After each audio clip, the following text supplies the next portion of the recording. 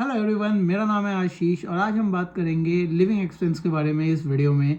यहाँ आप किस तरीके से रहोगे, क्या आपका रेंट जाएगा, कितना आपका खाने पीने पे खर्चा होगा और भी अलग अलग चीज़ों के बारे में। तो चलो फटाफट से इस वीडियो को स्टार्ट करते हैं और जानते हैं यहाँ पे क्या लिविंग एक्सपेंस आ सकता है आपका यूके के अंदर। तो सबसे पहले हम जिस चीज़ के ऊपर बात करेंगे वो है आपका घर। आप यहाँ पे कैसे रहोगे। तो घर ढूंढने के लिए सबसे बेटर तरीका जो है वो ये है कि आप यहाँ पे किसी भी एक स्टूडेंट अकोमोडेशन में रहो। स्टूडेंट अकोमोडेशन में एक तो सारे बिल इंक्लूडेड होते हैं, पहली चीज़। दूसरी चीज़, हर स्टूडेंट अकोमोडेशन का अपना एक तरीका होता है, अपने तरीके से वो पैसा लेते हैं। जैसे कि जिसमें मैं रहता हूँ, यहाँ पे इकट्ठे पेमेंट ले ली जाती है। आप फिर 1 साल के लिए फ्री हो, आपको यहाँ पे बस रहना है, कमाना है, आना है, वापस से क्या कहते हैं अपने रूम में सो जाना है। तो 1 साल तक किसी भी रेंट वगैरह की टेंशन नहीं रहती है, पहली चीज़। दूसरी चीज़, अगर आप यहाँ पे आ रहे हो और आपने सोचा कि हम यहाँ पे पहले कुछ दिन एयरबीएनबी वगैरह में रह लेंगे, उसके बाद यहाँ पे घर वगैरह ढूंढ लेंगे, तो वो सबसे गलत चीज़ है।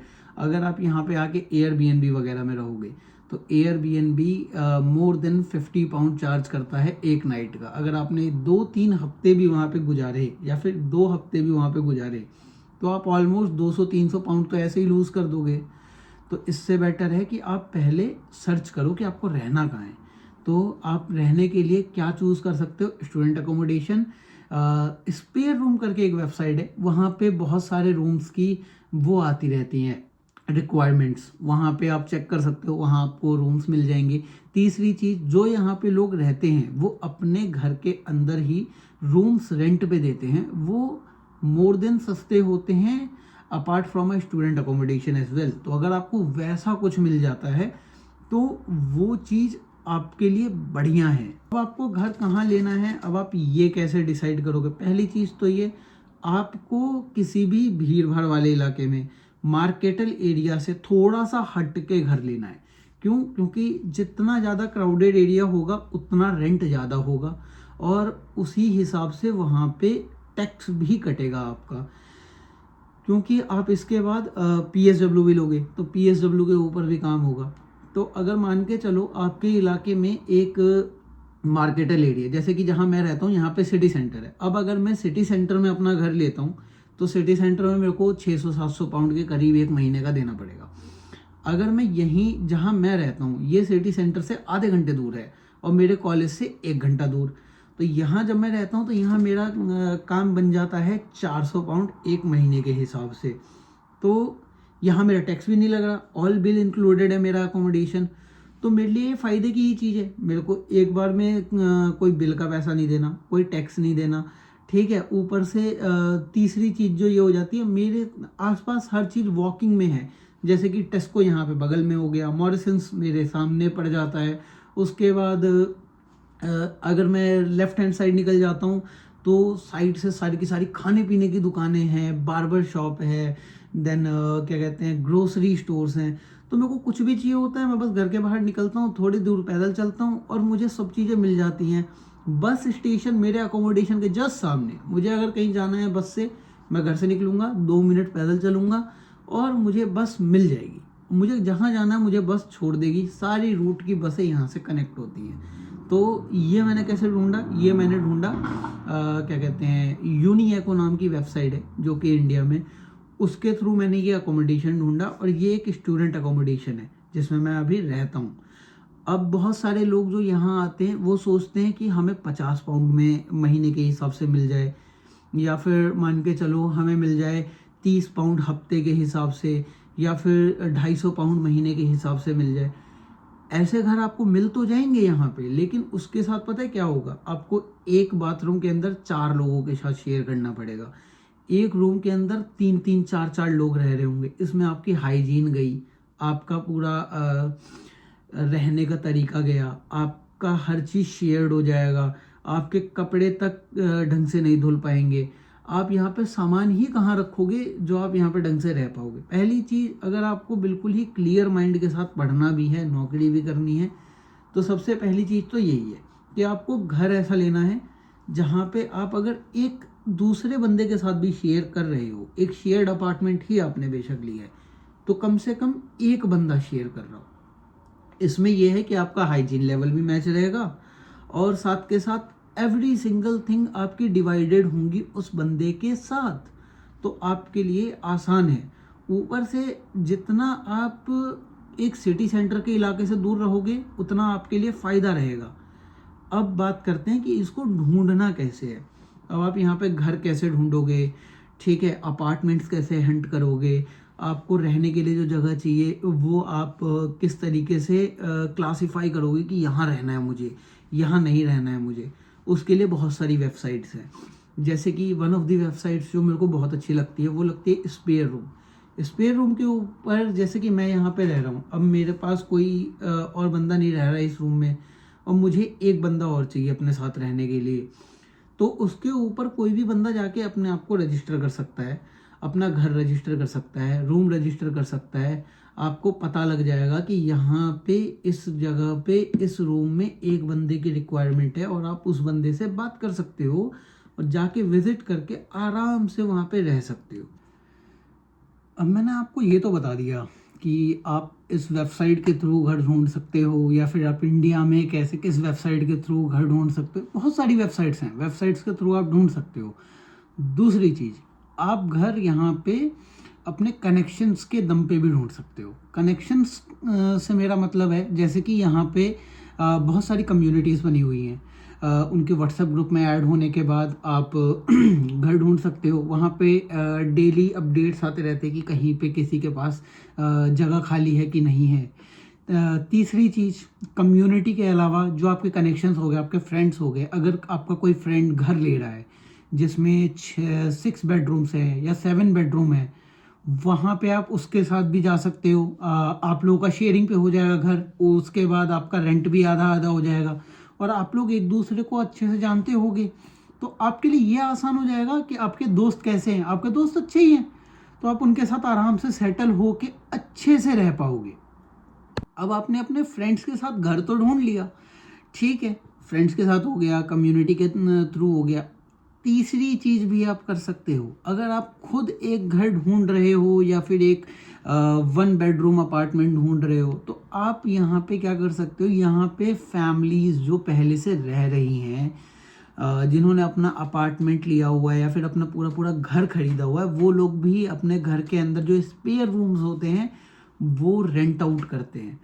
तो आप ऐसे ही फैमिलीज़ को रीच आउट कर सकते हो, या फिर जो यहाँ पे लोकल एरियाज़ हैं, जो यहाँ पे घर वाले एरियाज़ हैं, वहाँ पे जाके आप यहाँ पे जो प्रॉपर जो डीलर्स होते हैं या फिर जो घर दिखाते हैं, जिनके पास रेंट वगैरह के लिए घर के होते हैं, आप उनके थ्रू बात करके घर ले सकते हो।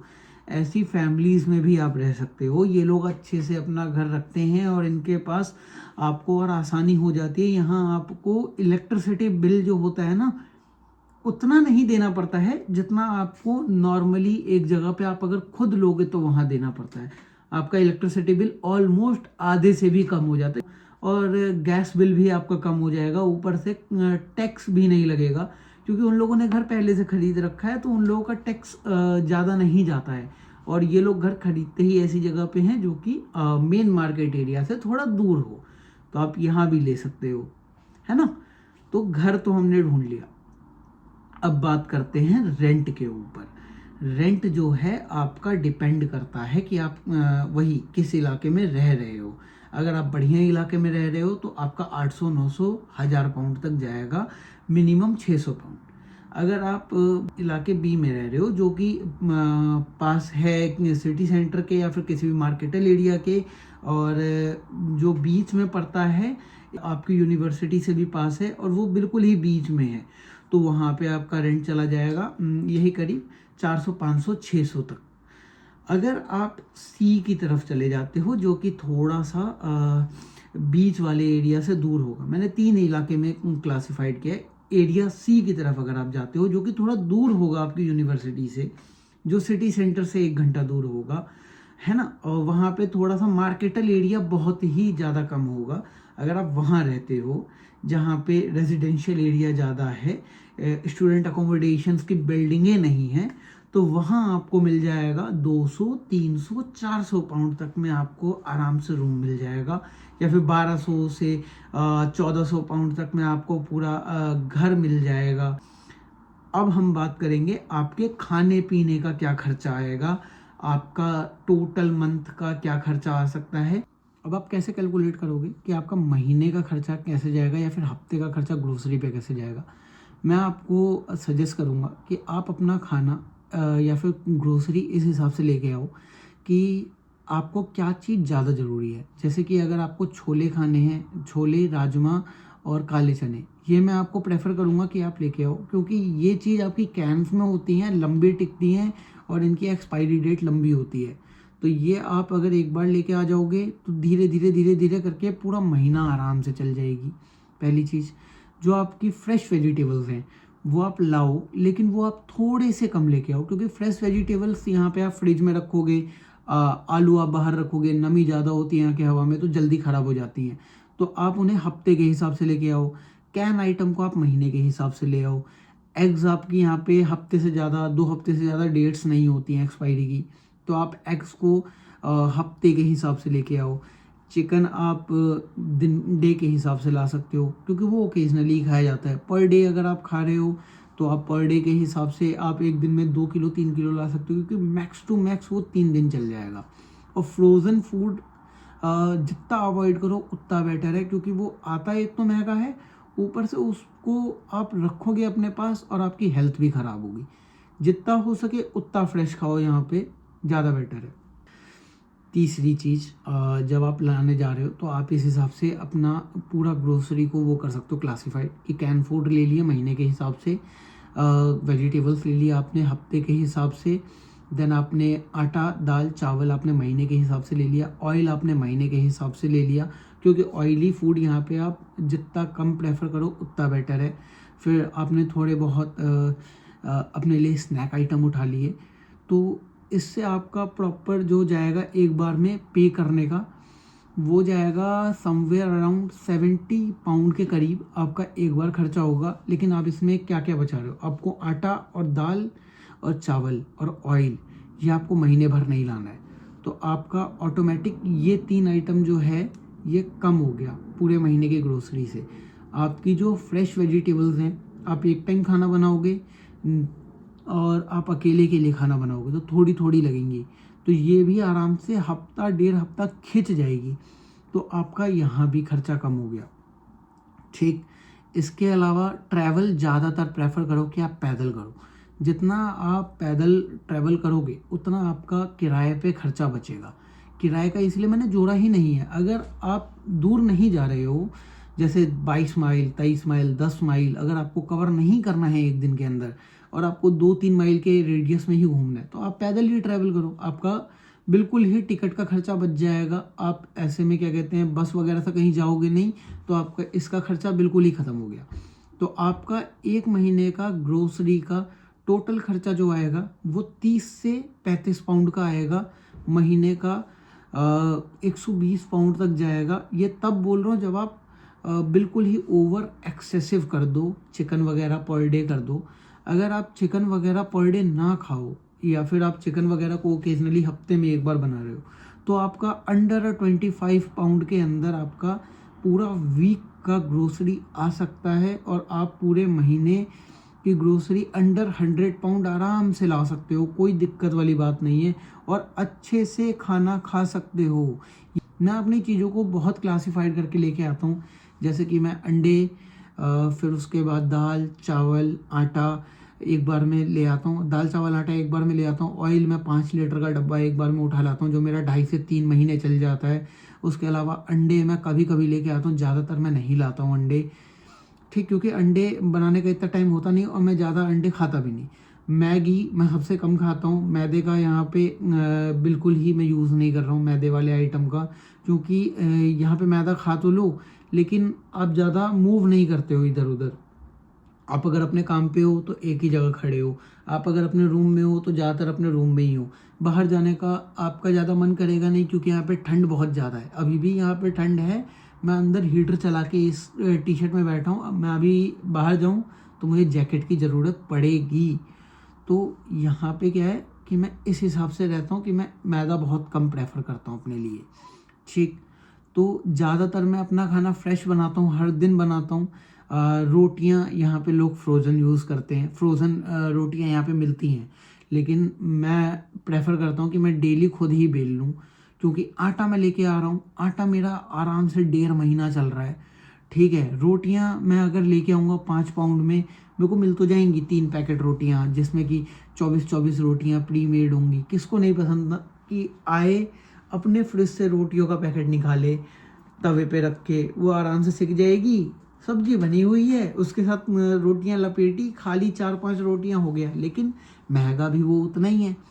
आप 3 पैकेट ज़्यादा से ज़्यादा कितने दिन चला लोगे? 3 दिन, 4 दिन, 5 दिन, उसके बाद फिर 5 पाउंड का लेके आओ। तो इसमें घाटा तो आप ही का है ना। 20 पाउंड तो आप खाली रोटियों पे मुश्किल से 15-20 दिन के अंदर खर्च कर दोगे।